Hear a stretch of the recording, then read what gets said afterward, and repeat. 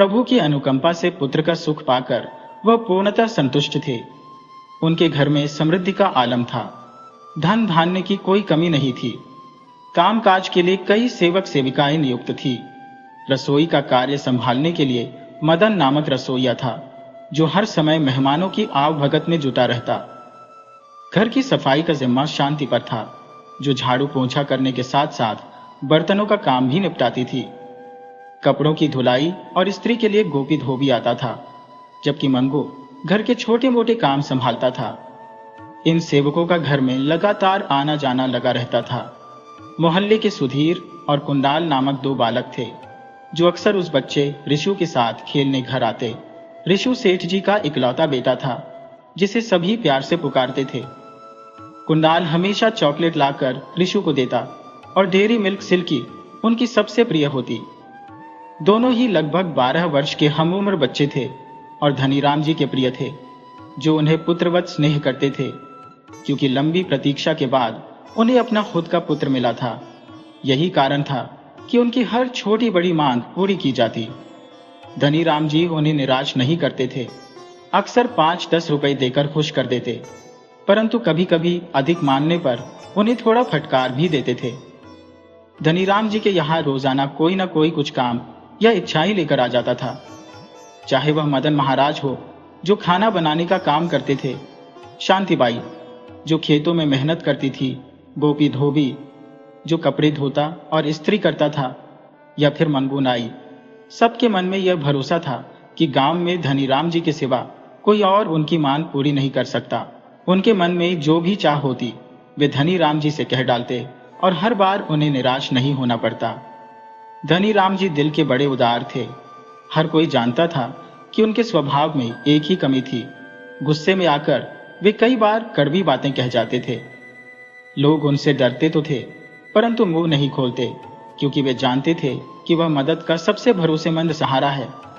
जैसे किसी दुधारू गाय पर डंडा नहीं चलाया जा सकता, वैसे ही धनीराम जी का रुतबा था। वह रोजमर्रा का काम ऐसे ही चलता रहा। सब अपने कामों में लगे रहे और जिंदगी अपने धर्रे पर चल रही थी।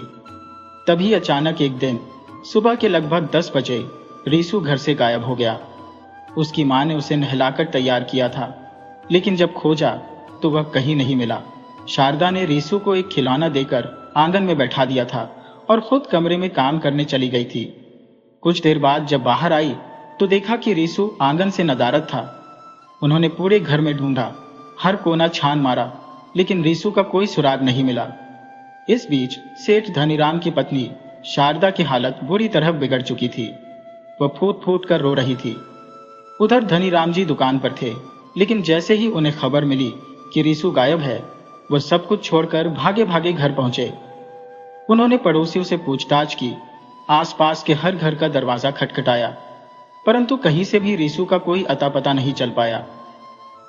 आंगन में उसके खिलौने और सामान यूं ही बिखरे पड़े थे जैसे वह पल भर पहले ही खेल रहा हो। मोहल्ले के सभी लोग यह सोचकर परेशान थे कि मासूम बालक आखिर गया तो कहां गया। करीब 2-3 घंटे की तलाश के बाद जब किसी को उसका कोई निशान नहीं मिला, तो पुलिस को बुलाना ही एकमात्र विकल्प समझा गया। मोहल्ले के एक दबंग युवक ने पुलिस को घटना की संपूर्ण जानकारी दी। यह मामला एक प्रतिष्ठित परिवार का था, इसलिए पुलिस तुरंत सक्रिय हो गई और मात्र 10 मिनट में धनीराम जी के घर पहुंच गई। 2 वर्षीय रीसू के अचानक लापता हो जाने के मामले को अपहरण का संदेह मानते हुए पुलिस ने सतर्कता बरतनी शुरू कर दी। घटनास्थल पर पहुंचते ही पुलिस ने हर दिशा से वीडियो बनाना शुरू किया और एक एक वस्तु का बारीकी से निरीक्षण किया। इंस्पेक्टर सभी की बातों को ध्यानपूर्वक सुन रही थी, हर छोटी छोटी बात को पकड़ने का प्रयास कर रही थी, साथ ही वह लोगों से पूछताछ भी कर रही थी। इसके बाद इंस्पेक्टर ने भीड़ से निवेदन किया कि वे अपने अपने घर लौट जाएं, ताकि जांच में कोई बाधा ना आए। इंस्पेक्टर ने धनीराम जी से पूछा, आपके परिवार में कौन कौन सदस्य है और कौन लोग नियमित रूप से आपके घर आते जाते हैं? कृपया हमें विस्तार से बताइए। इस पर सेठ जी ने कहा, सरकार, हमारे परिवार में केवल हम दोनों पति पत्नी और हमारा बेटा रीसू है। हमारे यहाँ वर्षों से मदन रसोई का जिम्मा संभाल रहे हैं। शांताबाई रोज झाड़ू पोंछा का काम करती है और गोपी धोबी प्रतिदिन कपड़े लेने आता है। मंगू नाई भी अक्सर हमारे घर की सेवा में जुटा रहता है। इन सभी का हमारे जीवन में गहरा योगदान रहा है और हम पर विश्वास है कि ये सभी निष्ठा से अपने कर्तव्यों का निर्वहन करते हैं। उन पर संदेह करना अनुचित है। इस पर इंस्पेक्टर बोले, सेठ जी, यह हमारा काम है कि संदेह किस पर करना है और किस पर नहीं। पहले तो आप बच्चे के अपहरण की रिपोर्ट दर्ज करवा दीजिए ताकि हम अपनी जांच को उचित दिशा में आगे बढ़ा सकें। इंस्पेक्टर ने अपने सहायक को रिपोर्ट दर्ज करने का संकेत दिया। उधर शारदा जी अपने बेटे के अचानक लापता होने से गहरे सदमे में थी। उनका रो रो कर बुरा हाल था और लगातार शोक में डूबे रहने से उनकी चेतना भी धीरे धीरे क्षीण हो रही थी। अचानक वह बेहोशी की स्थिति में चली गई। पड़ोसियों की हलचल के बीच उन्हें तत्काल एम्बुलेंस से अस्पताल पहुंचाया गया। इंस्पेक्टर ने धनीराम जी से कहा, मैं आपसे निवेदन करता हूं कि मुझे आपके यहाँ काम करने वालों से अकेले में कुछ सवाल करने का अवसर दें। इस पर सेठ जी ने मदन महाराज की ओर इशारा किया, जिन्हें देखते ही इंस्पेक्टर ने कहा, मदन, तुम हमारे साथ थाने चलो। धनीराम जी ने पुलिस को शांताबाई, मंगू नाई और गोपी धोबी के ठिकानों की जानकारी दी, जिसके बाद एक पुलिस जिप्सी उन्हें लाने के लिए रवाना हुई। इसके साथ ही इंस्पेक्टर अपनी टीम के साथ थाने की ओर रवाना हो गए। दूसरी जिप्सी उन तीनों को थाने लेकर पहुंची। इंस्पेक्टर ने चारों को इशारा करते हुए कहा, तुम सब यहां बेंच पर बैठो, हम तुमसे कुछ सवाल जवाब करेंगे। घबराने की कोई जरूरत नहीं है, क्योंकि ये पूछताछ आम नागरिकों के लिए नहीं बल्कि अपराधियों के लिए होती है। जो भी सवाल पूछे जाए उनका सही सही जवाब देना, कोई बात छिपाने की कोशिश मत करना। थोड़ी देर बाद तुम सबको छोड़ दिया जाएगा और एक एक करके तुमसे पूछताछ की जाएगी। इंस्पेक्टर अपने कार्यालय में पहुंचकर कुर्सी पर कुछ देर के लिए आंखें बंद करके बैठ गए। कांस्टेबल को पानी लाने का इशारा किया। पानी मिलने पर इंस्पेक्टर ने कांस्टेबल को धन्यवाद दिया और बोले, भाई, जरा चाय का भी इंतजाम करवा दो। दिमाग बहुत देर से काम में लगा है, कुछ तरोताजगी चाहिए। कुछ समय बाद चाय आ गई और स्टाफ के सभी सदस्य चाय पीते हुए मामले पर विस्तार से चर्चा करने लगे। इसके बाद बाहर बैठे लोगों से पूछताछ करने की रणनीति बनाई गई।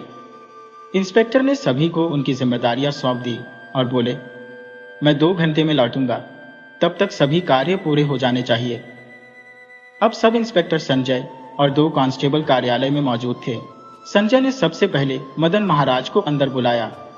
मदन महाराज भीतर आए और संजय ने उन्हें बैठने का इशारा करते हुए कहा, आइए पंडित जी, सामने बैठिए। मदन महाराज ने हाथ जोड़कर विनम्रता से कहा, जी हुकुम, पूछिए, क्या जानकारी चाहिए? सब इंस्पेक्टर संजय ने सवाल किया। तो पंडित जी, आप सेठ जी के यहाँ कितने समय से काम कर रहे हैं? मदन बोले, जी हुजूर, 10 साल से। सब इंस्पेक्टर ने आगे पूछा, आपके परिवार में कितने सदस्य हैं और उनकी उम्रें क्या है? कृपया सही जानकारी दीजिए। मदन जी बताते हैं, हुकुम, मेरे परिवार में मेरी पत्नी, एक 7 साल का बेटा और 5 साल की बेटी है। कुल मिलाकर हम 4 सदस्य हैं। इस पर सब इंस्पेक्टर संजय सवाल करते हैं, क्या तुम्हें किसी पर शक है? कोई ऐसा जिसे बच्चा अगवा करने की वजह हो? मदन तपाक से जवाब देते हैं, सेठ जी की किसी से कोई दुश्मनी नहीं है साहब, उनका तो व्यवहार सबके प्रति सदैव अच्छा रहा है। इंस्पेक्टर ने फिर से कहा, तो क्या तुम लोगों ने सेठ सेठानी को सबक सिखाने के इरादे से बच्चे को गायब करवा दिया? मदन घबराते हुए बोले, ये क्या कह रहे हैं साहब? बच्चा तो भगवान का रूप होता है। सेठ जी का बच्चा तो जैसे बाल कृष्ण था, सभी का प्यारा। सेठ सेठानी हमारे लिए देवतुल्य है। उन्होंने कभी हमें किसी तरह की परेशानी नहीं दी। उनका हमारे प्रति व्यवहार सदा सौहार्दपूर्ण रहा है। हम इतने निष्ठुर नहीं हो सकते कि ऐसा संगीन गुनाह करें। वर्षों से हमने उनका नमक खाया है। एक नेक इंसान के दुश्मन कैसे हो सकते हैं? संजय फिर पूछते हैं, क्या किसी बाहरी व्यक्ति पर संदेह है? मदन ने सिर हिलाते हुए कहा, नहीं साहब, अजनबी को मोहल्ले में आते जाते नहीं देखा गया। संजय ने तसल्ली से कहा, ठीक है, अगर कोई और बात ध्यान में आए तो हमें जरूर बताना। अब तुम जा सकते हो। मदन के बाहर जाने के बाद सब इंस्पेक्टर ने एक एक करके शांताबाई और गोपी धोबी को बुलाया और उनसे भी गहन पूछताछ की, लेकिन कोई ठोस सुराग हाथ नहीं आया। अंततः सभी को हिदायत दी गई कि गांव से बाहर न जाए और पुलिस बुलाए तो तुरंत हाजिर हों। फिर उन्हें जाने की अनुमति दे दी गई। कुछ समय पश्चात इंस्पेक्टर रावत ऑफिस लौटते हैं और सभी जूनियर अधिकारी तत्परता से उन्हें सैल्यूट करते हैं। रावत तुरंत संजय से पूछते हैं, कुछ जानकारी मिली? संजय जवाब देते हैं, नहीं सर, अभी तक कोई सुराग नहीं। इस पर रावत कहते हैं, ठीक है, गांव में अपनी खबरी फैला दो, कहीं न कहीं से कोई सूचना तो निकलेगी। संजय हामी भरते हैं और अपनी टीम के खबरी सक्रिय करने का निर्णय लेते हैं। उधर धनीराम जी पूरी रात बेचैन होकर अपने कमरे में चहलकदमी करते रहे। उनकी आंखों से नींद कोसों दूर थी और माथे पर चिंता की गहरी रेखाएं स्पष्ट उभर आई थी। हर क्षण उनकी चिंता और बढ़ा रहा था। इस पीड़ादायक रात के समाप्त होते ही, सुबह होते ही वे सीधे थाने पहुंचते हैं। इंस्पेक्टर रावत उनका स्वागत करते हुए कहते हैं, आइए सेठ जी, विराजिए, और पास की कुर्सी की ओर इशारा करते हैं। धनीराम जी कुर्सी पर बैठते ही बेचैनी से पूछते हैं, कुछ पता चला मेरे बेटे के बारे में? रावत उन्हें सांत्वना देते हुए कहते हैं, अभी तक कोई ठोस खबर नहीं सेठ साहब, लेकिन हमारी पूरी टीम अपनी पूरी ताकत से खोज में लगी हुई है। भरोसा रखिए, परिणाम अवश्य मिलेंगे। इस पर धनीराम जी भारी मन से कहते हैं, कैसे भरोसा रखूं साहब, वह खानदान का इकलौता वारिस है। उसे कुछ हो गया तो यह धन दौलत मेरे किस काम की रहेगी? रावत गहरी सहानुभूति से कहते हैं, सेठ साहब, मैं आपकी वेदना को समझता हूं। आप इत्मीनान रखिए, हम जल्द ही आपके बेटे को खोज निकालेंगे। हाँ, इस दौरान आपको किसी भी स्रोत से कोई जानकारी मिले तो हमें तुरंत सूचित करें। धनीराम जी थाने से सीधे घर की ओर प्रस्थान करते हैं। इधर सुबह होते ही शारदा जी को अस्पताल से छुट्टी मिल जाती है और उन्हें टैक्सी से घर लाया जाता है। रात के मुकाबले शारदा जी कुछ बेहतर महसूस कर रही थी, लेकिन उनका मन अपने बेटे की चिंता में डूबा हुआ था। मां का हृदय बेटे की सुरक्षा को लेकर लगातार व्यथित था और उदासी ने उनके चेहरे पर गहरी छाप छोड़ दी थी। संगीत सेठ जी घर पर आकर धनीराम जी को ढांढस बंधाते हैं और दोनों की आंखों से बार बार अश्रुधाराएं फूट पड़ती है। आसपास के मोहल्ले के लोग भी आते हैं और उन्हें धीरज बंधाने की कोशिश करते हैं। साथ ही अपने ईश्वर से प्रार्थना करते हैं कि उनका बेटा जल्द मिल जाए। शाम का समय होता है, लगभग 6 बजे, जब सोहन अपनी गायों को लेकर खेत से वापस गांव की ओर लौट रहा था। वह अपनी धुन में गीत गुनगुनाते हुए चल रहा था। तभी अचानक उसकी नजर दूर झाड़ियों के पास एक निर्जीव शरीर पर पड़ती है। वह भयभीत होकर गायों को वहीं छोड़ गांव की ओर भागता है और सीधे पुलिस थाने जाकर ही रुकता है। हाँफते हुए वह इंस्पेक्टर रावत के पास पहुंचकर कहता है, साहब, साहब, गांव के बाहर झाड़ियों में एक लाश पड़ी है। इंस्पेक्टर रावत उसे शांत कराते हुए कुर्सी पर बैठने का इशारा करते हैं और पानी का गिलास उसकी ओर बढ़ाते हैं। सोहन घबराया हुआ पानी पीता है और थोड़ी राहत पाने के बाद रावत से कहता है, साहब, मैं अपनी गायों को लेकर लौट रहा था, तभी गांव के बाहर झाड़ियों के नीचे किसी की लाश देखी। मुझे समझ नहीं आया कि वो किसकी है और घबराहट में मैं सीधे यहां भागा। इंस्पेक्टर रावत कहते हैं, ठीक है, हमें वहां ले चलो और वो जगह दिखाओ। रावत अपनी टीम को बुलाते हैं और सोहन के साथ घटनास्थल की ओर रवाना हो जाते हैं। जैसे ही गांव के लोगों तक यह खबर पहुंचती है कि लाला राम के खेत के पास एक लाश पाई गई है, गांव के लोग लाला राम के खेत की ओर दौड़ पड़ते हैं। सेठ जी का घर और गांव का आम रास्ता उस खेत तक जाता है, जो गांव वासियों के खेतों और खलिहानों से थोड़ी दूरी पर स्थित है। लाला राम का खेत सेठ जी के घर से लगभग 1 किलोमीटर की दूरी पर है। सेठ धनीराम और शारदा को जैसे ही खबर मिलती है कि लाला राम के खेत में एक मृत शरीर पड़ा है, उनके होश उड़ जाते हैं। घर में हाहाकार मच जाता है। शारदा रोते हुए कहती है, अरे मेरे लाल, ये क्या अनर्थ हो गया? मेरे घर को किसकी बुरी नजर लग गई? हमने किसी का क्या बिगाड़ा था? हमेशा दूसरों का भला ही चाहा, फिर हमारे साथ ही ऐसा क्यों हुआ? उनकी बेचैनी बढ़ती जाती है। घबराहट में जैसे सांसें रुकी जा रही थी। दोनों बेसुध से खेत की ओर दौड़ पड़ते हैं। हर कदम मानो मीलों का सफर सा भारी महसूस हो रहा था। गिरते पड़ते वे आखिरकार लाला राम के खेत तक पहुंच जाते हैं, जहां पहले से लोगों की भीड़ खड़ी कानाफूसी कर रही थी। पुलिसकर्मी लाश की बारीकी से जांच कर रहे थे। कोशिश कर रहे थे कि शायद किसी पहचान का सुराग मिल जाए। उस निर्जीव शरीर पर एक पुरानी बनियान के सिवाय कुछ नहीं था। चेहरा ऐसा कुचला हुआ था कि पहचानना मुश्किल था।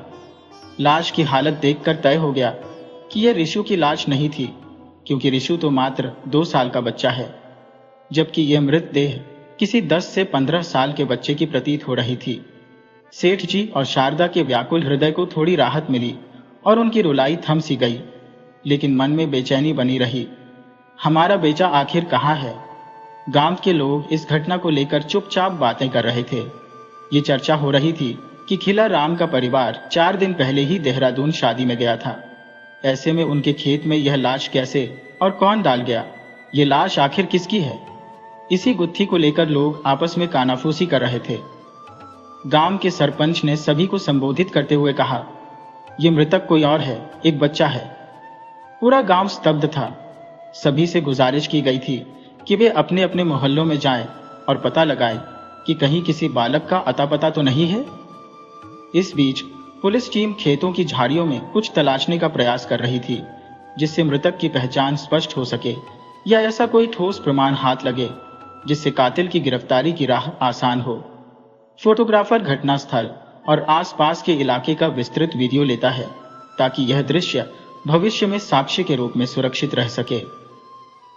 तभी इंस्पेक्टर की नजर कुछ दूरी पर बनी एक पुरानी झोपड़ी पर टिक जाती है, जो घास और मिट्टी से बनाई गई थी। संभवतः लाला राम जी इसे चारा और लकड़ियां रखने के लिए इस्तेमाल करते होंगे। झोपड़ी के किवाड़ खुले हुए थे, जबकि आमतौर पर ऐसे स्थान ताले से बंद होते हैं। इंस्पेक्टर झोपड़ी के भीतर झांकते हैं तो अवाक रह जाते हैं। अंदर बच्चों के कुछ टूटे फूटे खिलौने, चॉकलेट और बिस्किट के खाली पैकेट पड़े हुए थे। ये विचार अजीबोगरीब था। आखिर बच्चों के खिलौने और चॉकलेट का इस झोपड़ी में क्या मकसद हो सकता है? इसका अर्थ ये हो सकता है कि अपहरणकर्ता ने शायद रीसू को यही बंधक बना रखा था, ये जानते हुए कि लाला राम जी बाहर गए हैं और कुछ दिनों तक लौटने वाले नहीं है। उसने इस मौके का फायदा उठाया। इसका तात्पर्य यह भी हो सकता है कि आरोपी इसी गांव का हो। अब सवाल यह उठता है कि धनी राम जी का पुत्र कहाँ है और यह मृत बालक कौन है? क्या उसकी हत्या के पीछे कोई रहस्यमय कारण छुपा है? क्या सेठ जी के बेटे और इस बालक का अपहरण एक ही व्यक्ति ने किया है या दोनों मामले अलग हैं? इंस्पेक्टर रावत और सब इंस्पेक्टर संजय इन उलझी हुई कड़ियों को जोड़ने की कोशिश कर रहे थे। इंस्पेक्टर रावत ने संजय से कहा, संजय, सबसे पहले तुम एम्बुलेंस बुलवाओ और इस शव का पंचनामा तैयार करके इसे पोस्टमार्टम के लिए भेजो, ताकि हमें इसकी मौत का समय और कारण स्पष्ट हो सके। साथ ही उन्होंने पुलिस कर्मियों को आदेश दिया कि खेत के चारों ओर फैल जाए और कोई सबूत तलाशने का प्रयास करें। कातिल से अवश्य कोई न कोई चूक हुई होगी। रावत ने आगे कहा, हो सकता है कि बच्चे ने संघर्ष किया हो और छीना झपटी में कुछ ऐसा छूट गया हो जो हमारे काम आ सके। इसके बाद सरपंच जी ने सभी गांव वालों से कहा कि वे अपने अपने मोहल्लों में जाकर किसी गुमशुदा बच्चे की खबर पता करें। तभी नाई मांगो उस इलाके से गुजर रहा था। उसकी निगाह खेत के पास किसी चमकती हुई वस्तु पर पड़ी। पास जाकर देखा तो वो सोने का ब्रेसलेट था। उसने उसे तुरंत चुपके से उठा लिया और अपनी जेब में रख लिया। इस बीच काला राम जी के पड़ोसियों ने उनको इस घटना की सूचना भेज दी थी। लाला राम जी ने यह खबर सुनते ही पड़ोसी रवि बाबू को बताया कि उनका बेटा कुणाल गांव में ही है। वो हमारे साथ नहीं आया था ताकि उसकी पढ़ाई प्रभावित ना हो। लाला राम जी ने कहा, मुझे बेचैनी हो रही है, उसके बारे में चिंता सता रही है। हम सुबह तक पहुंचेंगे, तब तक तुम कुणाल का हाल जानने की कोशिश करो। रवि बाबू ने काफी खोजबीन की, परंतु जब कुणाल का कोई सुराग नहीं मिला तो उनके मन में शंका घर करने लगी। उन्हें लगा शायद वो शव कुणाल का तो नहीं है। कुणाल के गुम होने की सूचना पुलिस को देना ही उन्हें उचित लगा। थाने पहुंचकर उन्होंने इंस्पेक्टर रावत को सूचित किया कि लाला राम जी का 12 वर्षीय बेटा उस दिन से लापता है, जिस दिन से सेठ जी का बेटा ऋषु अगवा हुआ था। इंस्पेक्टर रावत ने गंभीरता से रवि बाबू की बात सुनी और संजीदगी से मामले की तहकीकात में जुटने का निश्चय किया। कल से तुम्हारे मोहल्ले से कुणाल गायब है, तो अब तक तुमने हमें सूचित क्यों नहीं किया? इंस्पेक्टर ने सख्ती से पूछा। रवि बाबू ने जवाब दिया, साहब, हमें लगा था कि लाला राम के घर में ताला है, क्योंकि उनका पूरा परिवार किसी विवाह समारोह में गया होगा। लेकिन एक छोटे बच्चे को अकेला छोड़ना किसी भी दृष्टि से समझदारी नहीं है। लाश का चेहरा इतनी बुरी तरह से कुचला हुआ था कि पहचानना नामुमकिन हो गया था। वह गहरी रात थी, अंधेरा घना था और समय लगभग 12 बजने को था। गांव के लोग गहरी नींद में डूबे हुए थे। इसी अंधेरे में एक छायाकृति पूरे काले लबादे में ढकी हुई चुपचाप गांव की मुख्य सड़क पार करके उस तरफ बढ़ी जो उन खेतों की ओर जाती थी जहां लाला राम जी का खेत भी है। वह व्यक्ति खेत के किनारे पहुंचकर पहले आसपास निगाह दौड़ाता है, फिर एक पेड़ के नीचे कुछ पल ठहरता है। इसके बाद टॉर्च की मध्यम रोशनी में आसपास कुछ खोजने का प्रयत्न करता है। देर तक तलाशने के बाद भी जब उसे कुछ हाथ नहीं लगता तो वह निराश होकर रुक जाता है। तभी एक आवाज उसके पीछे से आती है, तुम जो ढूंढ रहे हो वो मेरे पास है। मुझे पता था कि इसे लेने तुम जरूर आओगे। उस आवाज में एक रहस्यमय तीव्रता थी, जैसे सन्नाटे को चीरकर सीधे उसकी आत्मा तक पहुंच गई हो। मैंने कई बार तुम्हें इस चीज के साथ देखा है।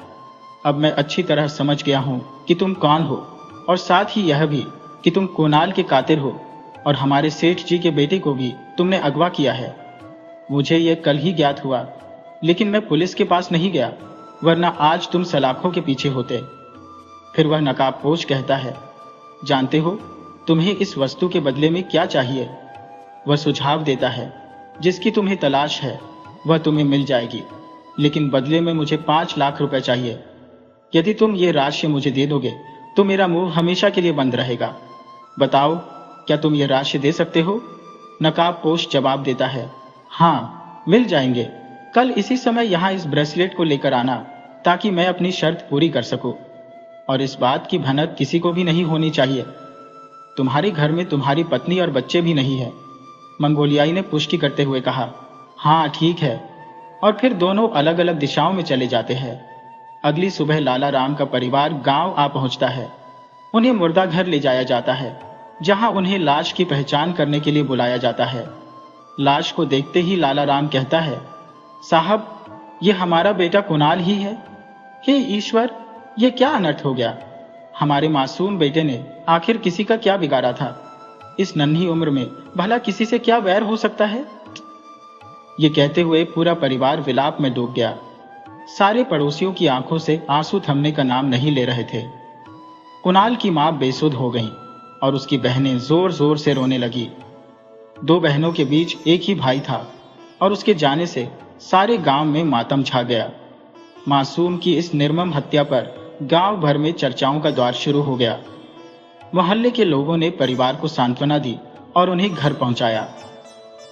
मोहल्ले के लोग कुणाल के पार्थिव शरीर को एम्बुलेंस में लाए और रीति रिवाज निभाने के बाद उसे अंतिम संस्कार के लिए मुख्य सड़क से होते हुए मोक्ष धाम ले जाया गया। उसकी दोनों बहनों ने अपने भाई को अग्नि देकर अंतिम विदाई दी। दूसरे दिन दोपहर 12 बजे मंगोलियाई, नाई और नकाबपोश फिर उसी जगह पर मिले। ऑफ कोर्स ने पूछा, क्या मेरा ब्रेसलेट लाए हो? मंगोलियाई ने जवाब दिया, हाँ लाया हूं, पर पहले पैसे दिखाओ। नकाबपोश ने नोटों की गड्डियां दिखाते हुए कहा, ये देखो, अब ब्रेसलेट मुझे दे दो और नोटों का बैग ले लो। मंगोलियाई ने ब्रेसलेट उसके हाथ में थमा दिया और बदले में नोटों का बैग पकड़ लिया। अगले ही पल अचानक गोली की आवाज गूंजी और मंगोलियाई की छाती चीरती हुई गोली उसके अंदर तक चली गई। एक और गोली उसकी गर्दन को भेद गई और मंगोलियाई ने वहीं दम तोड़ दिया। नकाबपोश ने नोटों का बैग और ब्रेसलेट उठाया और वहां से निकल गया।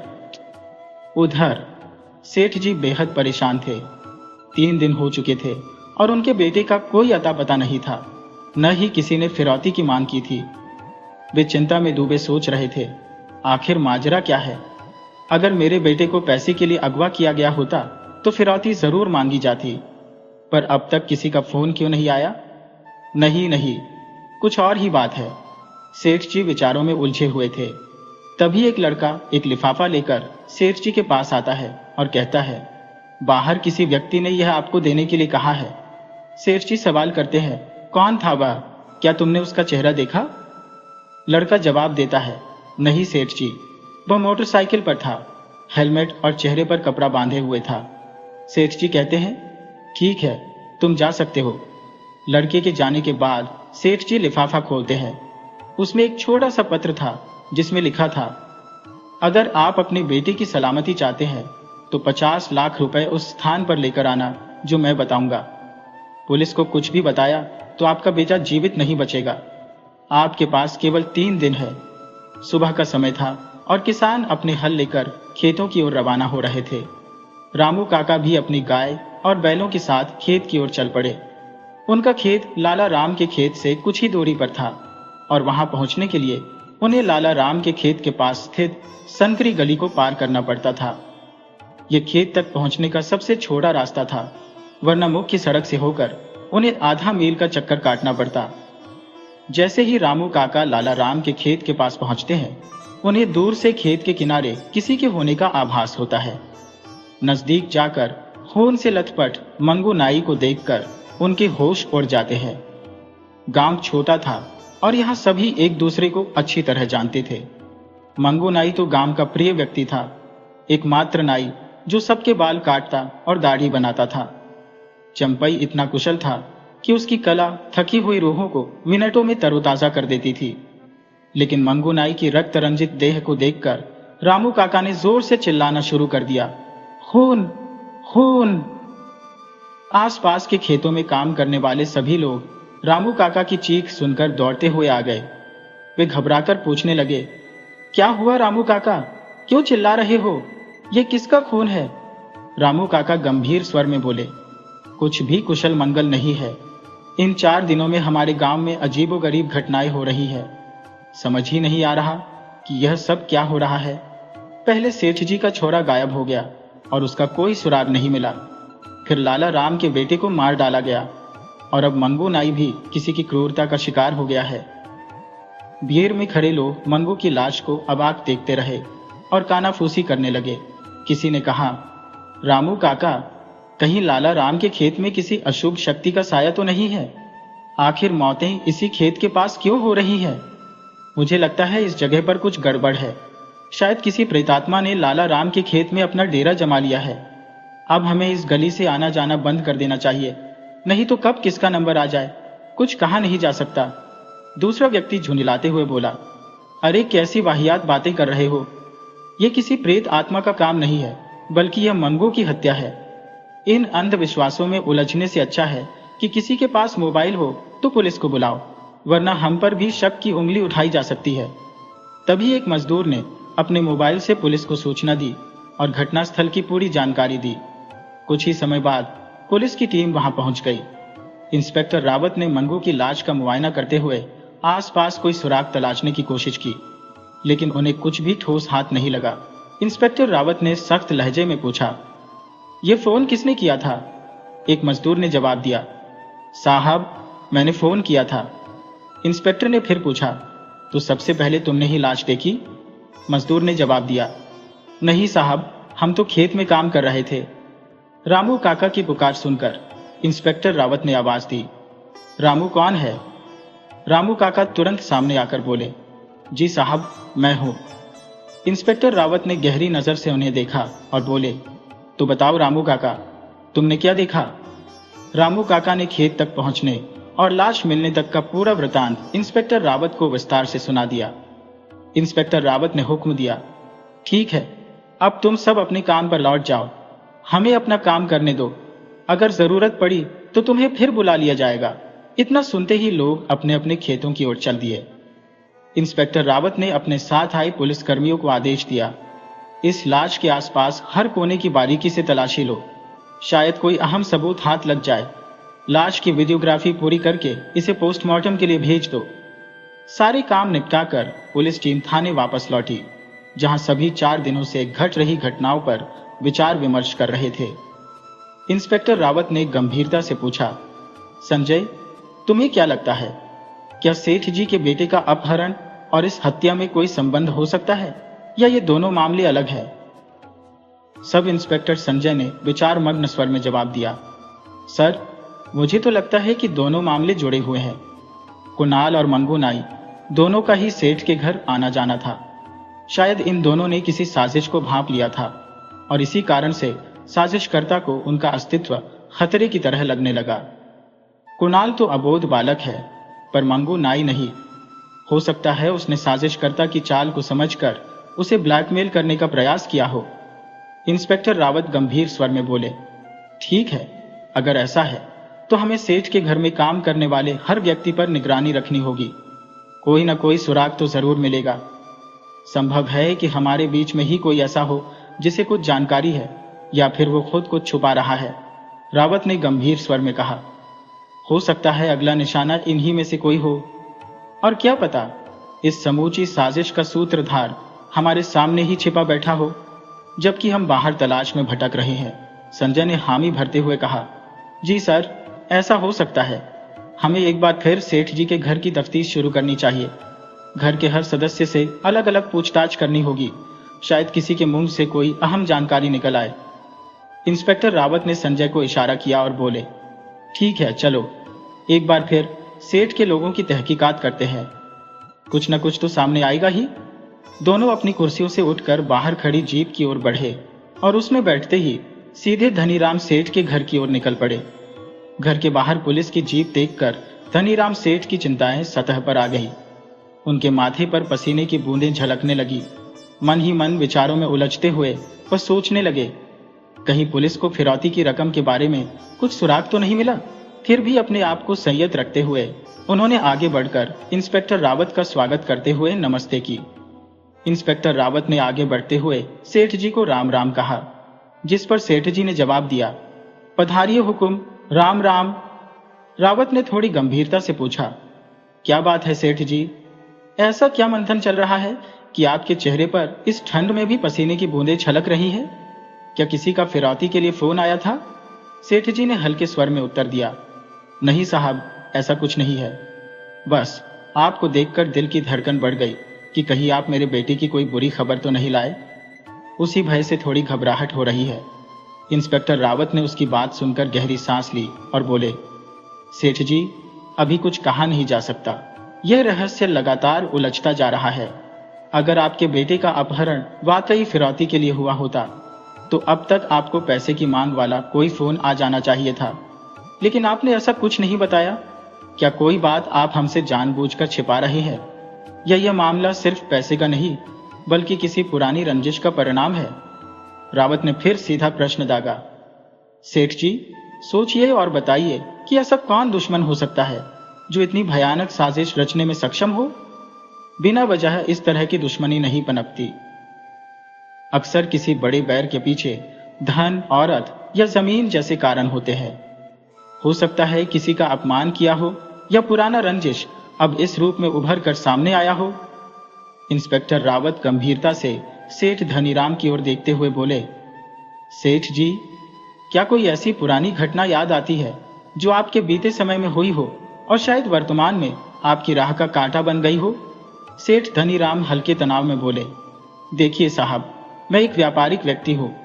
मेरे काम का दायरा ब्याज, संपत्ति और अनाज के व्यापार तक फैला हुआ है। व्यापार में कुछ खटपट तो चलती रहती है, कभी मूलधन को लेकर, कभी ब्याज को लेकर, और कभी पैसे समय पर न मिलने पर कठोरता दिखानी भी पड़ती है। कई बार लोगों को चेतावनी देनी पड़ती है, केस मुकदमे भी ठोकने पड़ते हैं। ये जमीन का काम है साहब, और ऐसे में प्रतिद्वंद्वी और निंदक भी बहुत है। पर मुझे नहीं लगता कि मैंने किसी के साथ इतनी ज्यादती की हो कि वो ऐसा कुछ कर बैठे। इंस्पेक्टर रावत ने बात को थोड़ा और गहरा किया। सेठ जी, क्या किसी पुराने प्रेम संबंध के कारण आपके बेटे के अपहरण की योजना रची जा सकती है? सेठ जी ने तुरंत जवाब दिया, देखिए इंस्पेक्टर साहब, ना तो मेरा कोई ऐसा प्रेम प्रसंग है और ना ही अतीत में ऐसा कुछ रहा। इस तरह की बातों का कोई आधार नहीं है। रावत ने एक और अंदेशा जताया, हो सकता है सेठ जी कि आपकी पत्नी का किसी के साथ कोई पुराना मसला हो और वही किसी रंजिश के चलते दुश्मनी निकाल रहा हो। सेठ जी थोड़ा आक्रोश में बोले, इंस्पेक्टर साहब, ये कैसी बात कर रहे हैं आप? मेरी पत्नी तो सती सावित्री जैसी है, धार्मिक स्वभाव की है, और हम दोनों का प्यार गहरा और परस्पर विश्वास से भरा है। मेरा ससुराल भी पास के गांव में है, और वो छोटा सा गांव है। जहां ऐसी कोई बात होती तो कब की फैल चुकी होती। ऐसी बातें कभी भी छिप नहीं पाती। रावत ने फिर भी अपना निर्णय स्पष्ट किया। फिर भी सेठ जी, हम आपकी पत्नी से एकांत में बात करना चाहेंगे। सेठ जी ने थोड़ी असमंजस के बाद हामी भरते हुए कहा। ठीक है साहब, मैं उसे बुला देता हूं। आप अंदर बैठिए, वह कमरे में आ जाएगी। उधर सब इंस्पेक्टर संजय ने रसोई की ओर रुख किया, जहां मदन परिवार के लिए भोजन तैयार कर रहा था और उससे कुछ सवाल जवाब करने का विचार बनाया। उन्होंने जब रसोई में कदम रखा तो उन्हें वहां कुछ असामान्य लगा, जिससे उनके भीतर अनिश्चितता उमड़ने लगी। उन्होंने फौरन मदन को आवाज देकर बुला लिया। बाहर आने पर इंस्पेक्टर संजय मुस्कुराते हुए बोले, पंडित जी, राम राम। सब्जी की सुगंध तो बड़ी मनभावन है। ऐसा लगता है जैसे किसी विशेष छौंक का कमाल हो। क्या बात है, कहीं ये सब सेठ जी के बेटे के अपहरण से जुड़ा तो नहीं? मदन ने हैरान होते हुए कहा। सेठ जी के बेटे का अपहरण? राम राम साहब, ये आप कैसी बातें कर रहे हैं? सेठ जी का बेटा तो हमारे लिए भगवान के समान है। हम उसके साथ ऐसा घिनौना काम कैसे कर सकते हैं? इस पर सब इंस्पेक्टर ने तीखे स्वर में उत्तर दिया, कई बार ऐसा देखा गया है कि श्रद्धा और भक्ति के नाम पर भी लोग धोखा दे जाते हैं। क्या पता सेठ जी की अपार संपत्ति पर तुम्हारी नीयत डोल गई हो। फिरौती के लालच में तुमने बच्चे का अपहरण किया हो, और हो सकता है कि कुणाल ने तुम्हें देख लिया हो, जिससे उसे रास्ते से हटाने पर मजबूर होना पड़ा। और अगर मंगू नाई को तुम्हारे किसी राज्य की भनक लग गई हो और उसने तुम्हें ब्लैकमेल किया हो, तो उसे भी तुमने रास्ते से हटा दिया हो। इस घर में तुम वर्षों से काम कर रहे हो और इस घर के हर कोने का राज तुम्हारे हाथ में है। मदन ने चुप रहकर सिर झुका लिया, मानो किसी गहरी सोच में डूब गया हो। तुम्हारे पास सबसे सशक्त उद्देश्य है। तुम रसोई की देखरेख करते हो, सेठ सेठानी के सबसे नजदीकी हो, इस घर के हर सदस्य के बारे में गहराई से जानकारियां रखे हुए हो। अब तुम हमें सच बताओगे?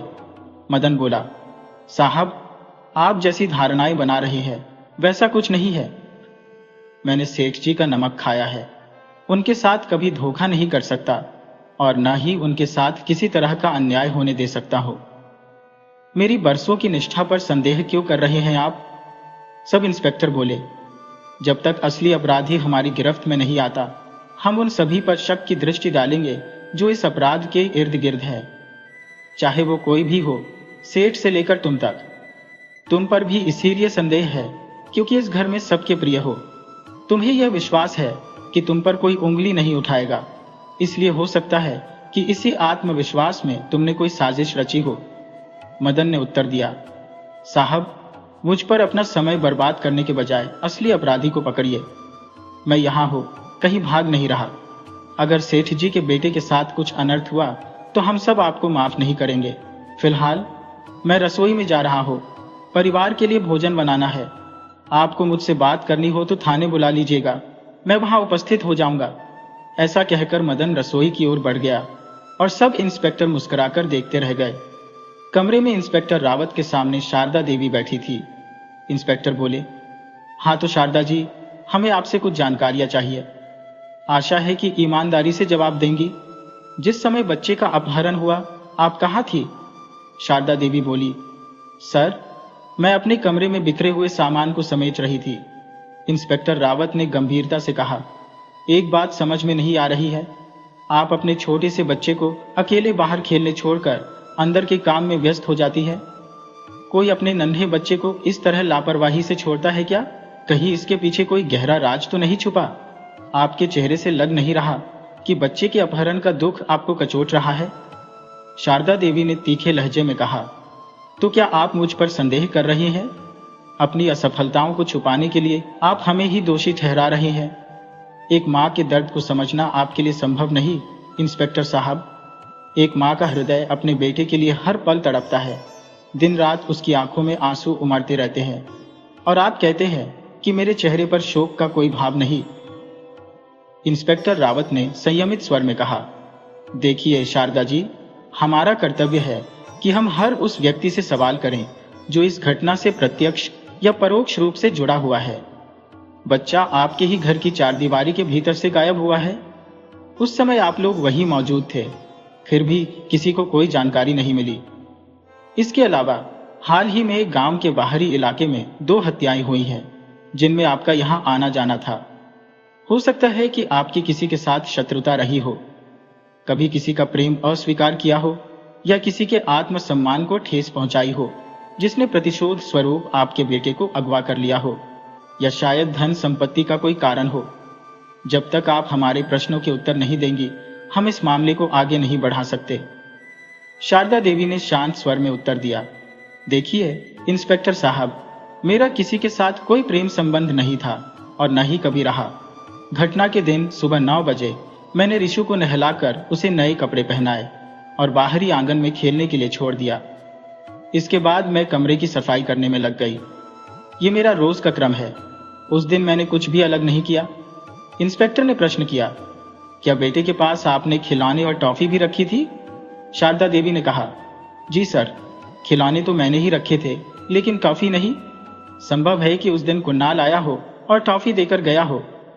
अक्सर कुणाल ही टॉफी लाया करता था। रिशु और कुणाल में काफी घनिष्ठता थी।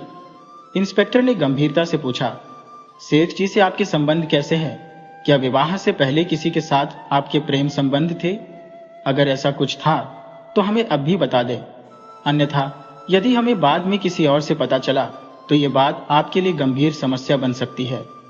शारदा देवी ने संयम से कहा, सर, आप कैसी बातें कर रहे हैं? हमारे गांव की लड़कियां शहर की लड़कियों जैसी नहीं होती, जो कुछ दिनों में अपने दोस्त को जीवन साथी बना ले। हम जिसके साथ प्रेम करते हैं उसी के साथ विवाह भी करते हैं। इंस्पेक्टर रावत ने संजीदगी से पूछा, तो क्या आपने सेठ जी से प्रेम विवाह किया था? क्या शादी से पहले आपके उनके साथ संबंध थे? शारदा देवी ने स्पष्टता से उत्तर दिया, नहीं, इसमें हमारी पसंद के बजाय हमारे दोनों परिवारों का योगदान था। परिवारों की सहमति से ही हमारा रिश्ता तय हुआ। लड़की और लड़कियां मुश्किल से 1-2 बार मिलते हैं, फिर शादी हो जाती है, जो हमारे मामले में भी ऐसा ही हुआ। हमारी शादी पहले हुई, प्रेम तो उसके बाद ही पनपा। इंस्पेक्टर ने आगे सवाल किया, तो क्या आप पर किसी प्रकार का दबाव था कि आपको यह शादी करनी पड़ी? शारदा देवी ने थोड़ा नाराजगी से कहा, आप खुद ही समझ सकते हैं। रावत ने संदेह से पूछा, तो क्या मैं यह मानूं कि शादी से पहले आपका किसी और से संबंध था, लेकिन परिवार के विरोध के कारण आपने उसे छोड़ दिया और मजबूरी में सेठ जी से विवाह करना पड़ा? संभव है कि वह शख्स बदला लेने के लिए आपके बेटे को अगवा कर गया हो। शारदा देवी ने गंभीरता से उत्तर दिया, वैसे आप कुछ भी मान सकते हैं, आपको कौन रोक सकता है? परंतु आपके विचारों में कोई सच्चाई नहीं है। ना तो मेरा कोई प्रेमी है और ना ही मेरे बेटे के अपहरण में किसी नजदीकी का हाथ है। आप इन फालतू की बातों में समय न घुमाएं। जैसे जैसे समय बढ़ रहा है, मेरे बेटे के जीवन को खतरा भी बढ़ता जा रहा है। कृपया अन्य दृष्टिकोण से इस मामले को देखें। हम पहले से ही बेहद पीड़ित हैं, हमारी पीड़ा और मत बढ़ाइए। शारदा देवी ने हाथ जोड़ते हुए निवेदन किया, अब आप जा सकते हैं सर। इंस्पेक्टर रावत ने सिर हिलाते हुए कहा, ठीक है, फिलहाल हम जा रहे हैं, लेकिन यदि आपको कोई ऐसी बात याद आए जो आपको मामूली लगे पर हमारे लिए महत्वपूर्ण हो सकती है तो कृपया बताइए। इंस्पेक्टर रावत कहते हैं, शायद मुझे आपसे फिर मुलाकात करनी पड़ेगी। सब इंस्पेक्टर संजय सेठ जी के घर से निकलकर थाने की ओर सीधे रुख करते हैं। वहां पहुंचकर दोनों इस मामले पर गहन चर्चा में जुट जाते हैं। सेठ जी के पूर्वजों ने वर्षों पहले तालाब किनारे एक छोटे से हनुमान मंदिर का निर्माण करवाया था। छोटा सा मंदिर, साथ में एक बरामदा और तालाब के किनारे होने के कारण वहां का वातावरण शांत और स्थिर रहता था। मीठी मीठी ठंडी हवाएं और आसपास खिले विविध रंग बिरंगे पुष्प उस स्थल को एक पवित्रता का एहसास कराते थे। आसपास के गांवों के लोग किसी भी शुभ कार्य के लिए यहाँ आते थे। विवाह संस्कार यही संपन्न होते थे। कहते हैं भगवान सर्वत्र है, लेकिन पापियों को किसी भय की अनुभूति नहीं होती। बरामदे में 3 नकाबपोश बैठे हुए आपस में गहरी आवाज में चर्चा कर रहे थे। उनके शरीरों को इस तरह ढका हुआ था कि आंखों के अलावा कुछ नजर नहीं आता था। उनकी धीमी आवाजों में एक ने झुंझलाते हुए कहा, क्या बेवकूफी है यह? तुम एक काम भी ठीक से नहीं कर सकते। मैंने तुम्हें उस लड़के को खत्म करने का काम सौंपा था और वह तुम्हारे हाथ से निकल गया, और तुम्हारा कहना है कि किसी ने पीछे से तुम पर भारी चीज से वार किया, जिससे तुम वहीं बेसुध हो गए। और वे दोनों लड़के को तुम्हारी आंखों के सामने से उठा ले गए और तुम कुछ भी नहीं कर पाए। दूसरे नकाबपोश ने झिझकते हुए कहा, साहब, हमने लड़के को ऐसी जगह पर रखा था जहां परिंदा भी पर नहीं मार सकता था, लेकिन पता नहीं कैसे उन दोनों को हमारे होने का पता चल गया और वे वहां पहुंच गए। उस समय हम दोनों शराब के नशे में थे, हमें किसी के आने की आहट तक नहीं हुई। हम दोनों कुर्सियों पर बैठे एक और पैक का आनंद लेने की तैयारी में थे। तभी अचानक किसी ने पीछे से आकर किसी भारी वस्तु से जोरदार प्रहार किया। उस वक्त हमें होश तक नहीं था कि क्या हुआ। हमारी आंखों के सामने सितारे घूमने लगे और कुछ ही पलों में हम वहीं बेहोश होकर गिर पड़े। जब होश आया तो न वहां वह लड़का था और न ही दोनों नकाबपोश। तभी उनमें से एक गुस्से में बड़बड़ाया, तुम दोनों की मूर्खता ने मेरी बेहतरीन योजना पर पानी फेर दिया।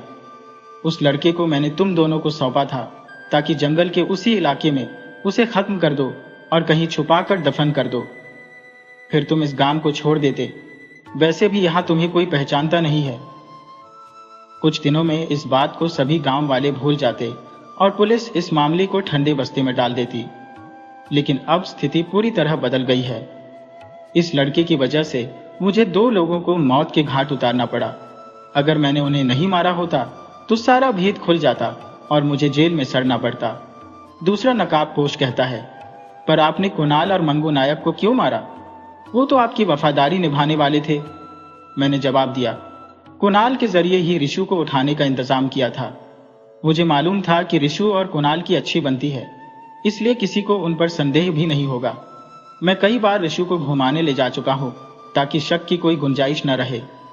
मैंने कुणाल को कहा कि वो चुपके से ऋषु को खेत पर ले आए और किसी को कानो कान खबर न हो। मैंने उसे 100 का नोट दिया जो उसके लिए बड़ी रकम थी। कुणाल ऋषु को ले आया और फिर मैंने तुम्हें बुलाकर उसे तुम्हारे हवाले कर दिया। उसके बाद मुझे एहसास हुआ कि सबसे बड़ा खतरा अब कुणाल ही है, क्योंकि वो पुलिस के सामने राज उगल सकता था। इसी डर से मैंने उसे भी रास्ते से हटाने का निर्णय लिया। खेत में ही उसे खत्म करने का मन बना लिया था, पर उसने हमारी बातें सुन ली और भागने की कोशिश की। हम दोनों में झड़प हुई, जिसमें मेरा ब्रेसलेट वहीं गिर गया। उसे चाकू से वार किया और फिर वहां से चला आया। जब मुझे ब्रेसलेट के गायब होने का एहसास हुआ तो पसीने छूट गए। शायद हाथापाई के दौरान वो खेत में ही गिर गया था। रात को उसे ढूंढने खेत पर वापस गया, क्योंकि दिन में तो पुलिस वहां छानबीन कर रही थी। शुक्र है उन्होंने कुछ नहीं पाया, वरना शक मुझ पर भी आ सकता था। रात में मैं खेत में ब्रेसलेट खोज रहा था, तभी मंगू अचानक वहां आ गया और कहने लगा, जिसे आप ढूंढ रहे हैं वो मेरे पास है, अमानत मेरे पास है, चाहूं तो इसे पुलिस को सौंप सकता हूं। वह कहता है, मैंने तुम्हारा एहसान माना है और तुम्हें मुसीबत में डालना नहीं चाहता था, इसलिए इसे अपने पास रख लिया। लेकिन अब मैं किसी कम कीमत पर इस मामले को नहीं निपटाऊंगा। कुछ तो मेरा हक बनता है, कोई इनाम तो चाहिए ही। उसके शब्दों से मुझे महसूस हुआ कि वह मुझे ब्लैकमेल करने की फिराक में है। कई कोशिशों के बाद सौदा 5 लाख में तय हुआ। फिर भी मुझे लगा कि वह हमेशा के लिए मेरे लिए खतरा बना रहेगा।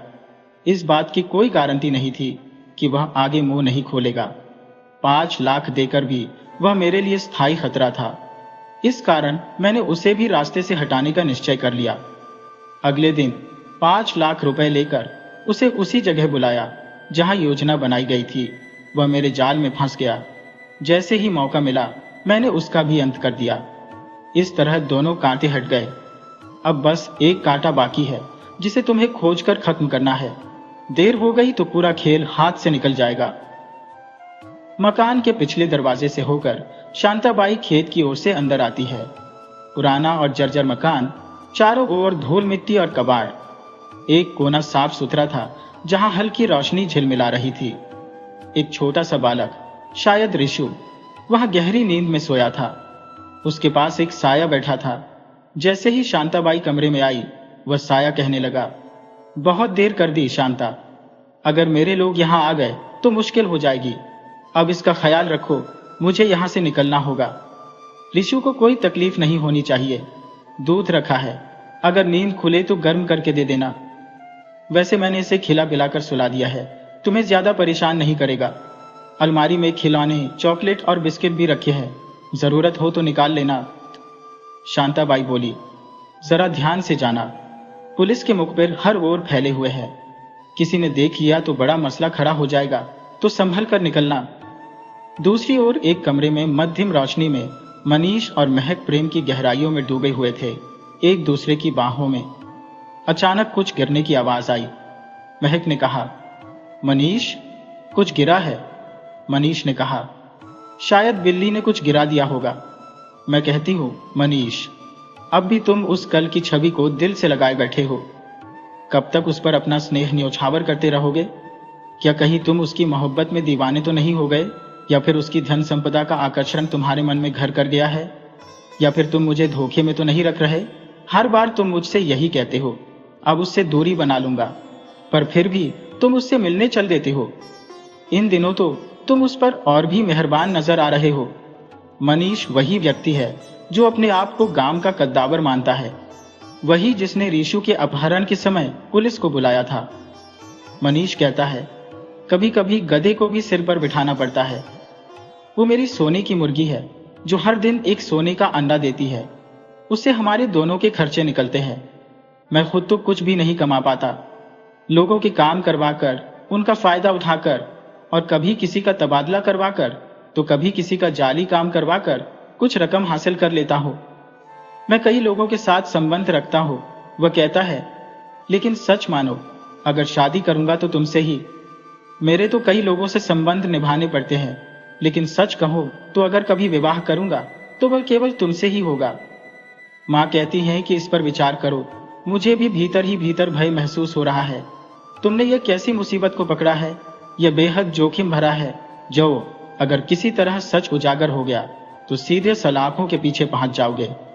मनीष ने जवाब दिया, महक, तुम्हें चिंता करने की कोई जरूरत नहीं है। मैं कभी अवैध धंधों में हाथ नहीं डालता। मैं राजनीति का चतुर खिलाड़ी हूं।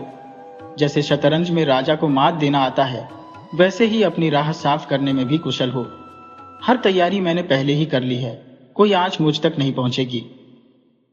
राजा के जाते ही उसकी समस्त संपत्ति का स्वामी मैं बन जाऊंगा, और जो रानी है वह मेरी मुट्ठी में होगी। मैं जैसा कहूंगा वैसे ही वह नाचेगी। अगर जरा भी हद से बाहर गई तो उसे भी सख्ती से काबू कर लूंगा।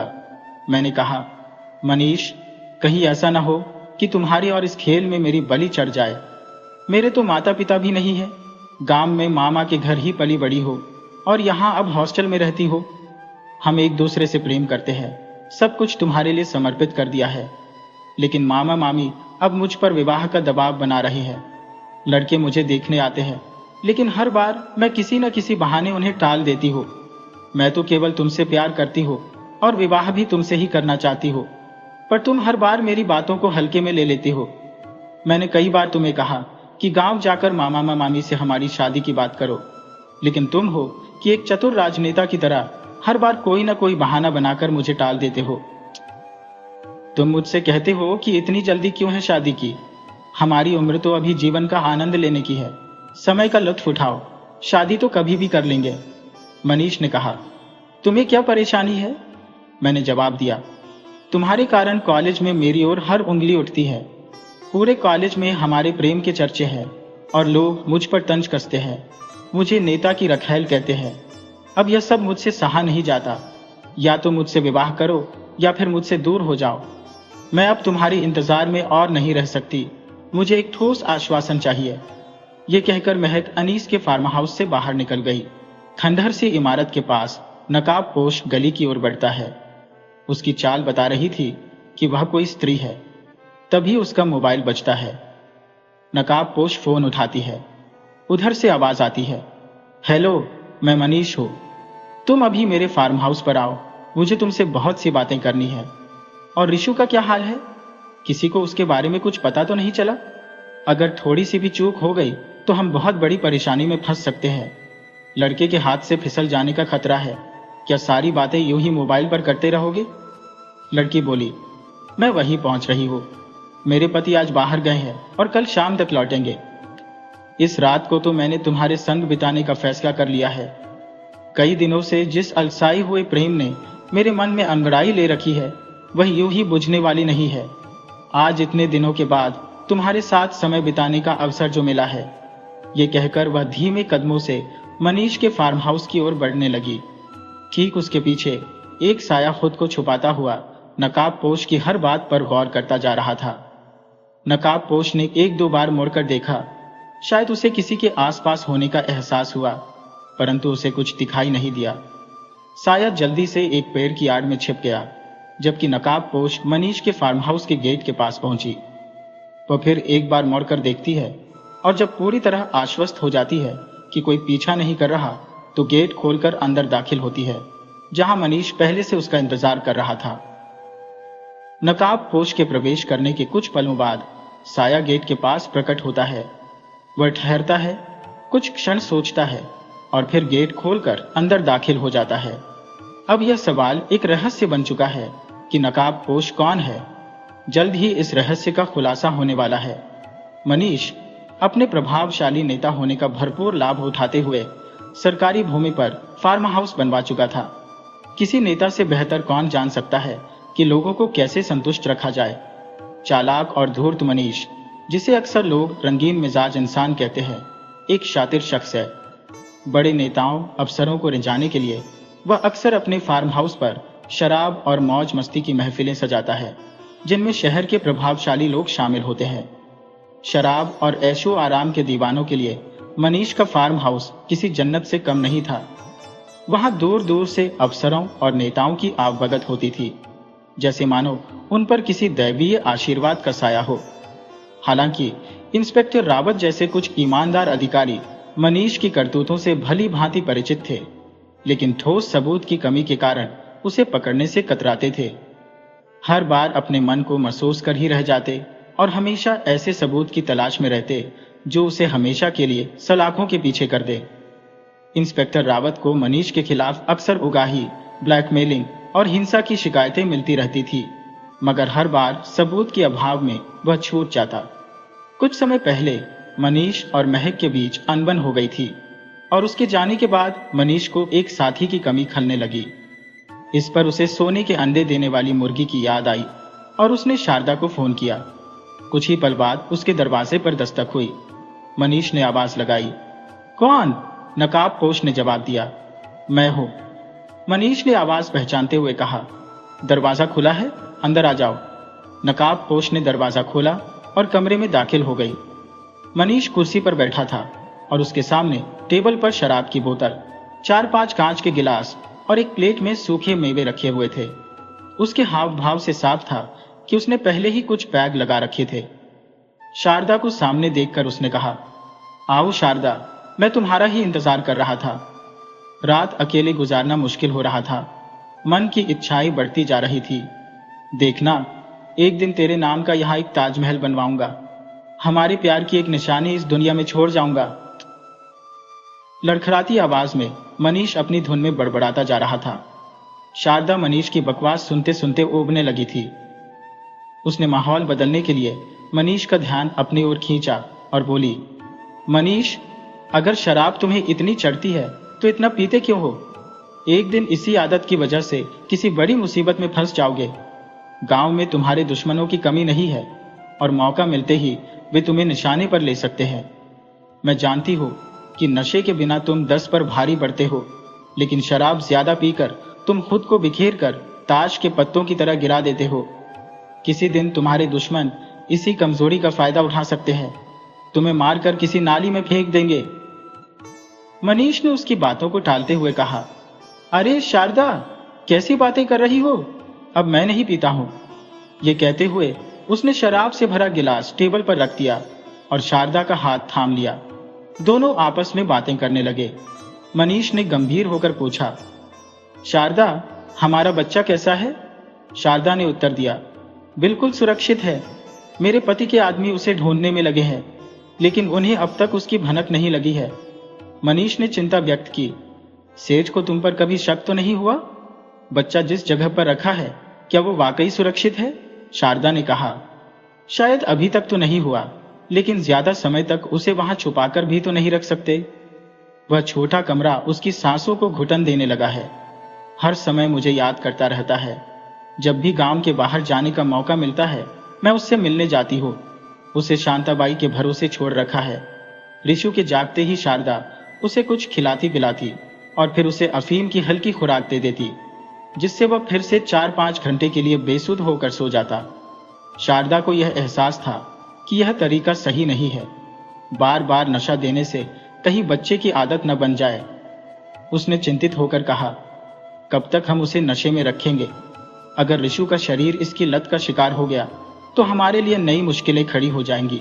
शारदा ने अपनी बात आगे बढ़ाई, मनीष, क्यों ना हम भाग चलें, कहीं दूर जाकर अपनी एक नई जिंदगी शुरू करें। सेठ ने ऋषु के प्रति एक साजिश रच रखी है, उसकी जान को खतरा है। शांताबाई ने सुना है कि धनीराम और उसके गुर्गों के बीच ऋषु को खत्म करने की योजना बन चुकी है। ये वही धनीराम है जिसने अपने गुंडों के जरिए कुणाल के माध्यम से ऋषु का अपहरण करवाया था और फिर सबूत मिटाने के लिए कुणाल को भी मरवा दिया। शायद धनीराम को कुणाल की सच्चाई का पता चल गया था और इसी कारण उसने उसे रास्ते से हटा दिया। शारदा की आवाज में गहरी चिंता थी। अगर शांताबाई ने उस रात उन गुंडों को ऋषु को किसी मकान में ले जाते हुए न देखा होता तो शायद ऋषु अब हमारे साथ नहीं होता। हम दोनों ने मिलकर उन गुंडों को बेहोश कर ऋषु को उनके चंगुल से छुड़ाया और वहां से बचकर निकल गए। वे पूरी तैयारी में थे। ऋषु को मारने का उनका इरादा पक्का था। मनीष ने गंभीरता से कहा, लेकिन धनीराम ऐसा क्यों करेगा? उसकी नजर में तो ऋषु सेठ का बेटा है। सेठ तो उसे जान से भी ज्यादा चाहते हैं। शारदा ने उत्तर दिया, मुझे नहीं मालूम कि धनीराम ऐसा क्यों कर रहा है, पर यह सच्चाई है कि सेठ ने ऋषु को खत्म करने के लिए पेशेवर गुंडों को काम पर रखा है। शांताबाई, जो मेरी सबसे वफादार सहायक है, ने उन तीनों की बातचीत सुनी और उनकी रिकॉर्डिंग भी मुझे सुनाई। मनीष ने गंभीर स्वर में कहा, शारदा, तुम्हें मालूम है कि मेरा इस गांव को छोड़ना नामुमकिन है। यहाँ के किसानों के बीच मेरी गहरी जड़ें हैं और अफसरों नेताओं के साथ मेरी इतनी पहुंच है कि एक इशारे पर बहुत कुछ बदल सकता है। अगर तुम कहो तो सेठ का काम तमाम करवा दो, फिर कहीं जाने की जरूरत ही नहीं रहेगी। शारदा ने शांतिपूर्ण स्वर में उत्तर दिया, नहीं मनीष, तुम ऐसा कोई कदम मत उठाओ। मैं नहीं चाहती कि सेठ की जान लेकर हम अपने लिए कोई नई मुसीबत खड़ी करें। कानून के हाथ बहुत लंबे होते हैं, वो हमें कहीं भी ढूंढ निकालेंगे। मैं सेठ से केवल आजादी चाहती हूँ। मुझे उनके साथ वो खुशी कभी नहीं मिल सकी। मैं तो जीवन से इतनी हताश हो चुकी थी कि आत्महत्या का निर्णय कर चुकी थी। लेकिन शुक्र है उस शांताबाई का जिसने मुझे तुमसे मिलवाया। तुम्हारे संग बिताए पलों में मुझे जो अनंत सुख मिला वह पहले कभी नहीं पाया था। मैं तुमसे बिछड़ना नहीं चाहती, तुम्हारे साथ ही जीवन जीना चाहती हो। इसलिए क्यों ना हम तीनों यहां से कहीं दूर अपनी नई दुनिया बसाने निकल चले। रही बात पैसे की, तो मेरे पास धन की कोई कमी नहीं है।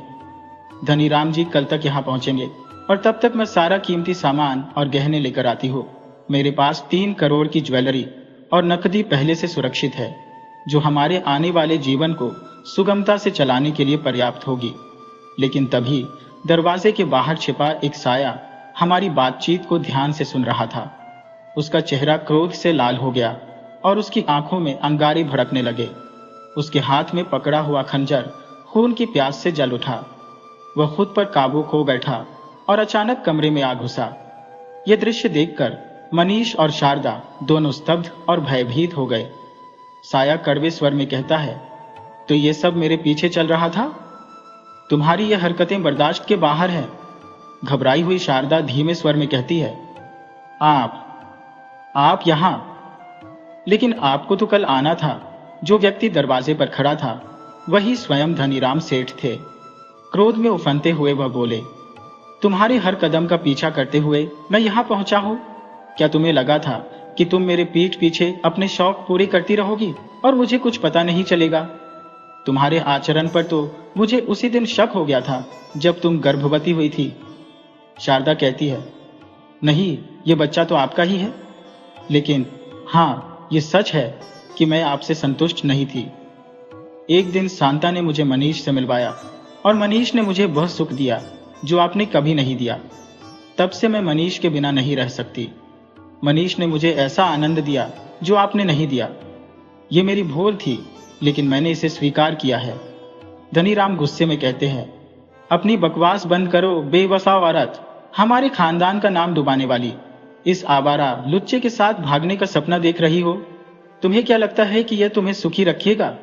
ये आदमी जिसकी हर गली में एक नई औरत से संबंध है, तुम्हारा वफादार बनेगा?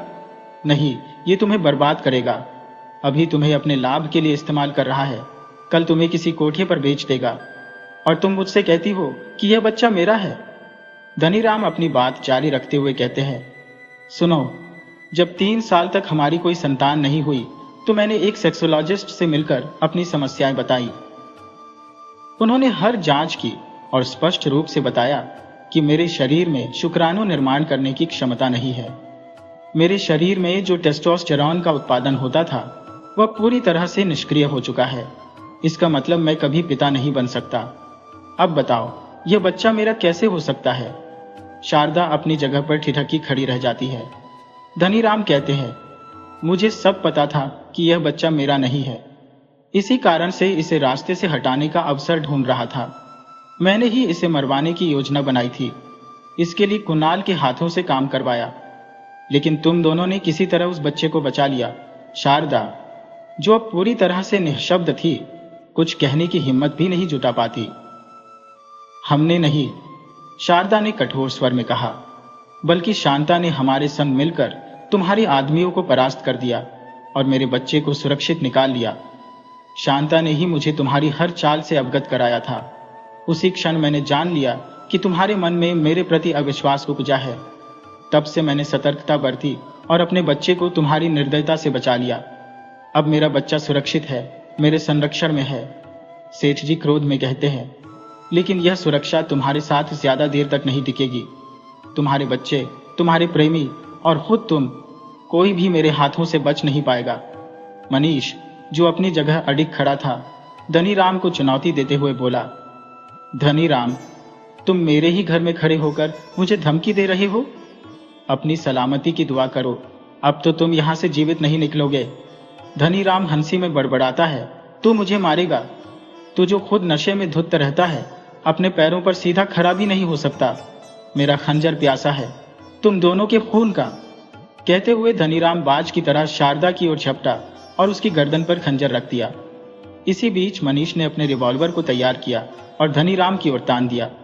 धनीराम के संभलने से पहले ही मनीष की उंगली ने ट्रिगर दबा दिया और गोली सीधे धनीराम के मस्तिष्क को भेदती हुई निकल गई। धनीराम का शरीर जमीन पर निर्जीव गिर पड़ा। मनीष और शारदा एक गहरी सांस लेते हैं, मानो उनके कंधों से एक बड़ा बोझ उतर गया हो। कुछ पल की खामोशी के बाद मनीष गंभीर स्वर में कहता है, शारदा, यह समय डरने का नहीं है, बल्कि तुरंत कार्यवाही का है। पुलिस या अन्य लोग यहां पहुंचने से पहले हमें धनीराम की लाश को ठिकाने लगाना होगा। यह भी समझ लो कि धनीराम की अचानक गुमशुदगी पर पुलिस चुप नहीं बैठेगी। हो सकता है कि धनीराम की तरह ही कोई मुखबिर हमारे आसपास हो, जिसने हमें इस फार्म हाउस तक आते हुए देख लिया हो। इसलिए अब हमें यह जगह छोड़कर बहुत दूर जाना होगा। हम दोनों इतना दूर चले जाएंगे कि जहां न पुलिस की पहुंच हो, न ही किसी और की। मैं लाश को निपटाने में जुटता हूं, तुम उसी दौरान घर से सारा नकद और गहने समेटकर यहां आ जाओ। मेरी सो को भी साथ लेकर आना, ताकि हम इस जगह से बहुत दूर जा सके। शारदा कहती है, ठीक है, मैं ये काम जल्दी निपटा कर आ रही हूं। इसके बाद शारदा अपने घर की ओर निकल जाती है। इधर मैं मनीष को फोन पर जरूरी हिदायतें देकर फार्म हाउस बुलाता हूं। मनीष फार्म हाउस के बगीचे के एक कोने में गड्ढा तैयार करने में लग जाता है, ताकि सेठ की लाश को वहां दफन किया जा सके। कुछ देर बाद महक फार्म हाउस पर पहुंचती है और देखती है कि मनीष धनीराम की लाश के पास खड़ा उसका इंतजार कर रहा है। मैं कहती हूं, मनीष, तुमने यह क्या किया? सेठ को मार दिया? मनीष जल्दी से कहता है, अब बातें करने का वक्त नहीं है, मेरी मदद करो। चलो इसे उठाते हैं और बगीचे में दफन कर देते हैं। किसी को कुछ पता नहीं चलेगा। हम दोनों धनीराम की लाश को उठाने की कोशिश करते हैं, लेकिन उसका वजन काफी ज्यादा होता है। मनीष कहता है, ऐसा लगता है कि इसे उठाकर ले जाना मुश्किल है। चलो इसे घसीटकर गड्ढे के पास ले चलते हैं। हम धनीराम की लाश को घसीटते हुए गड्ढे के पास लाते हैं और उसे उसमें डाल देते हैं। फिर ऊपर से बड़े बड़े पत्थर रखकर गड्ढे को भर देते हैं और मिट्टी डालकर उसे पूरी तरह ढक देते हैं। किसी को कुछ भनक नहीं लगेगी। मनीष और मैं धनीराम की लाश को उठाने की कोशिश करते हैं। लेकिन वह असहनीय रूप से भारी होती है। मनीष कहता है, शायद इसे उठाकर ले जाना संभव नहीं होगा। आओ, इसे घसीटकर गड्ढे तक ले चलते हैं। हम दोनों धनीराम की लाश को घसीटते हुए गड्ढे के पास ले जाते हैं और उसे उसमें डाल देते हैं। फिर गड्ढे को बड़े बड़े पत्थरों से भरकर ऊपर से मिट्टी डाल देते हैं। मैं पूछती हूँ, ये 2 अतिरिक्त गड्ढे किसके लिए हैं? मनीष के चेहरे पर एक रहस्यमयी मुस्कान उभर आती है और वह कहता है, वक्त आने पर पता चल जाएगा। इसके बाद मनीष और महक कमरे के अंदर चले जाते हैं। उधर शारदा तिजोरी से सारे पैसे और गहने एक बैग में भरती है और मकान को ताला लगाकर बैग लेकर पिछवाड़े के रास्ते सेठ जी की पुरानी पुश्तैनी हवेली की ओर बढ़ती है। यहाँ हवेली के एक अलग थलग कमरे में सारा अनावश्यक सामान रखा गया है। इस जगह पर कोई आता जाता नहीं। कभी इस हवेली को औंतों की कोठी के नाम से जाना जाता था। रेसू को इसी हवेली के एक कमरे में शांताबाई की निगरानी में रखा गया है। शारदा कमरे में प्रवेश करती है, जहां शांताबाई नीशू के पास बैठी होती है। शारदा को देखकर शांताबाई कहती है, आप आ गईं? शारदा कहती है, हाँ। फिर वह पूरी घटना शांताबाई को बताती है और उसे रुपये 5 लाख का इनाम देते हुए कहती है, शांता, तूने मेरी और मेरे बच्चे की बहुत सेवा की है। यह तेरा इनाम है। मैं अब हमेशा के लिए गांव छोड़कर मनीष के साथ बहुत दूर जा रही हूं। तू अपना ख्याल रखना। शांता उसे रोकते हुए कहती है, कहां जा रही हो मालकिन? शारदा एक लंबी सांस लेकर कहती है, यह नहीं बता सकती। अभी तक कोई ठोस योजना नहीं बनाई गई है। ये रुपए 5 लाख तेरा जीवन सुचारू रूप से चला देंगे शांताबाई। अब तुझे किसी के यहाँ नौकरी करने की आवश्यकता नहीं होगी। शांताबाई कहती है, ठीक है मालकिन, अपना ध्यान रखना। अगर कभी मन हो तो फोन कर लेना। शारदा को अचानक कुछ याद आता है। वह शांताबाई को बच्चे के खिलौनों और कपड़ों से भरा बैग तैयार करने का निर्देश देती है और कहती है, मैं बस 5 मिनट में आती हूँ शांता, तब तक तू बच्चे को तैयार कर दे। मैं अपने मोबाइल को घर पर ही छोड़ आई हूँ। शारदा तेजी से घर पहुंचकर अपना मोबाइल उठाती है और पुनः पुरानी हवेली की ओर लौट आती है। इतने में शांताबाई बच्चे को जगाकर खाना खिला चुकी होती है। शारदा सभी बैग्स को अपनी गाड़ी में रखवाकर बच्चे के साथ फार्म हाउस की ओर रवाना होती है। शारदा के रवाना होते ही शांताबाई किसी को फोन करती है और कुछ मिनट तक दोनों में बातचीत होती है। फार्म हाउस के गेट पर गाड़ी की आवाज सुनकर मनीष बाहर आ जाता है। शारदा अपने बच्चे के साथ गाड़ी से उतरती है। मनीष तीनों बैग्स को अंदर ले जाता है। शारदा बच्चे को लेकर कमरे में प्रवेश करती है और सामने मैक को देखकर हतप्रभ रह जाती है। शारदा कहती है, मनीष, ये यहाँ कैसे? मनीष मुस्कुराकर कहता है, यही भी हमारे साथ ही जाएगा। शारदा गुस्से में कहती है, ये कैसे हो सकता है? तुमने तो कहा था कि अब तुम्हारा मैक से कोई लेना देना नहीं है।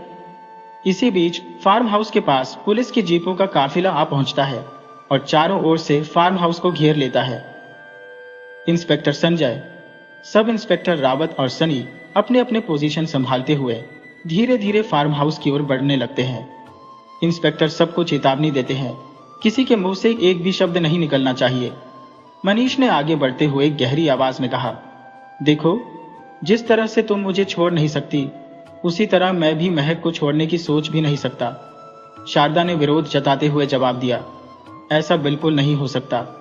अगर तुम महक के साथ जाना चाहते हो तो हम दोनों जाएंगे, वरना मैं पुलिस में जाकर तुम्हारे सारे भेद खोल दूंगी।